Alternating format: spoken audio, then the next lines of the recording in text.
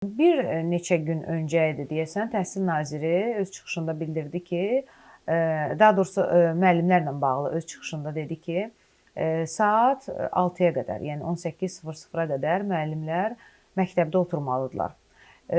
Fərqli yəni anlaşıldı bu məsələ. Biraz buna aydınlıq gətirək ki, və bilirsiniz, bugün Azad Meydan həm də sosial mediadır da və mən orada bəzi müəllimlərin fikirlərini, çıxışlarını, yazdıqları rəyləri oxudum və gördüm ki, buna çox etiraz edənlər var. Bəlkə də düzgün anlaşılmayıb, amma istəyərdim bu məsələyə bir aydınlıq gətirək. Emin müəllim həmin brifinqdə dediyi məsələ çox qəribə məsələdir. Yəni bunun tənzimlənməsi çox ağır bir şey olacaq.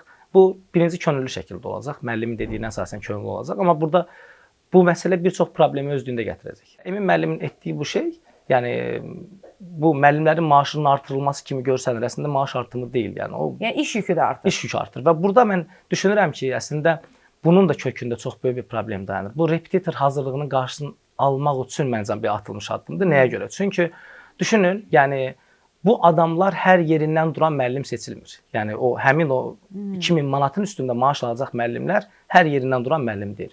Müəllimlərin işə qəbul imtahanında yüksək bal yığmış, sertifikasiyadan yüksək bal yığmış, 50 balı keçmiş, 60 bal maksimal baldır.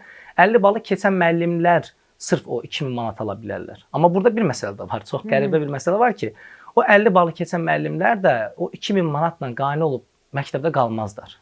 Niyə qalmazlar? Çünki o, yenə deyirəm, 50 balı keçən müəllimlərin 99% repetitorlardır. Onlar onsuz da evləri tədris mərkəzidir. Bu dəqiqə hər ev bir tədris mərkəzinə çevrilibdir.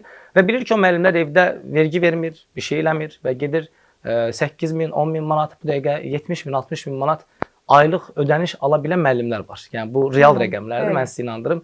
Yəni sırf bu aya addımda 70.000 qazanan müəllim. Aya 70.000 qazanan çox rahat. Yəni böyük də Amma pul adam deyil. zəhmət çəkir, uşaq hazırlaşdır. Çox. Yəni gecəsinin gündüzünə Gecəsi qədər dərs gündüzü keçir. yoxdur. İndi sən o müəllimi məktəbdə saxlamaqla nə iş görməyə çalışırsan? Yəni və nəzərə çatdırım ki, hazırlıqlar da hamısı günortadan sonradır. İndi bir şey var, deyirsiz zorla deyil, könüllüdür bu. Amma Məcburi deyil. bu tətbiq özünü tutmayacaq. Dediyim kimi 50 bal keçən hər bir müəllim onsuz da uşaq hazırlaşdırır. Repetitor fəaliyyətinə məşğuldur. Biz bunu məktəbə gətirdiyimiz anda buradan verim ala bilmərik.